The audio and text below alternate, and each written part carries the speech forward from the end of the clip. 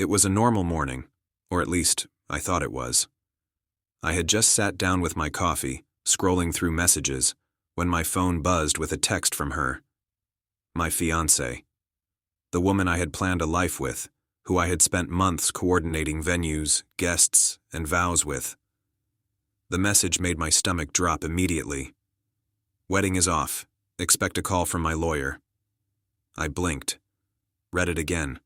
Blinked some more. Surely this had to be a mistake. A missent message. Some kind of joke that would be followed by an apology, maybe an April Fool's, even if it wasn't April.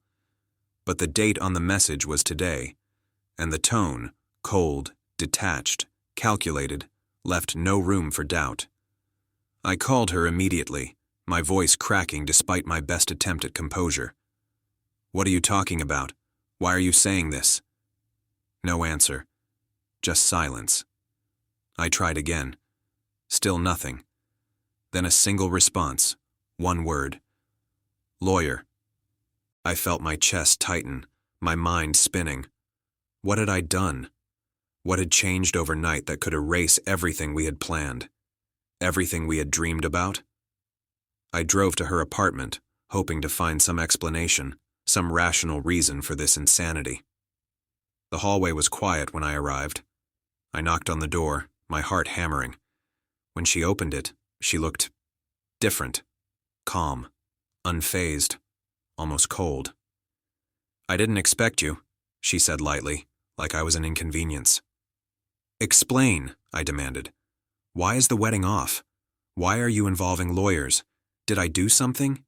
Did I—" She held up a hand. "Stop. It's nothing you did. It's complicated." "Complicated?" I echoed incredulously. "We planned this for months. I thought we were a team. I thought we trusted each other."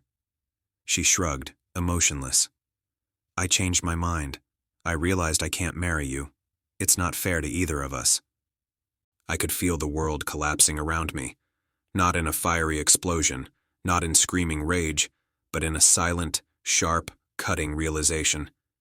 Everything I had prepared for, everything I had dreamed of, everything I had believed in, was gone.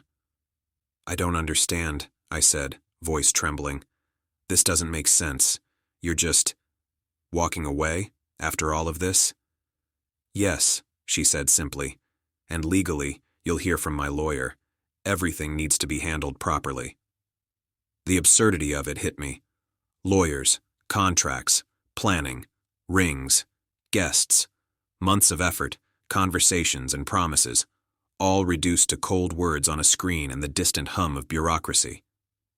I left her apartment without saying another word. Not because I wanted to run, but because I needed space. Space to think, space to process, space to reclaim a sense of control in a situation that had left me feeling powerless. Over the next few days, the lawyer calls began. Requests for deposits back, questions about cancellation fees, discussions about joint plans that had never been fully documented, but the legal process couldn't undo the emotional punch. I realized then something important. Betrayal doesn't have to be dramatic to hurt. It can be quiet, calm, cold. It can come in the form of a single text, a simple decision, a lawyer's formalities, and it can leave you questioning not just the relationship, but your own judgment. Friends tried to console me. "It's for the best," they said. "You'll find someone else. She wasn't right for you." I wanted to believe them, but it didn't help. Not immediately. Not when every corner of my mind replayed her smile, our plans, the conversations about the future that now seemed like lies. Then came clarity. Slowly, painfully, but unmistakably. I realized that her decision, though cruel, sudden, and shocking, wasn't about me. It was about her. About choices she had made, doubts she had carried, desires she hadn't voiced. And the moment I stopped blaming myself, I began to reclaim my life. I started small. Deleted her number. Focused on work. Reconnected with friends I had neglected. Found joy in things I had ignored for months. thinking I was building a life that no longer existed. Weeks later, when the dust had settled, I understood the true lesson of that cold, shocking message. Betrayal doesn't always come with screaming, cheating, or dramatic confrontations. Sometimes it's quiet. Sometimes it's bureaucratic. Sometimes it's as simple as a text and the sound of a lawyer's voice over the phone.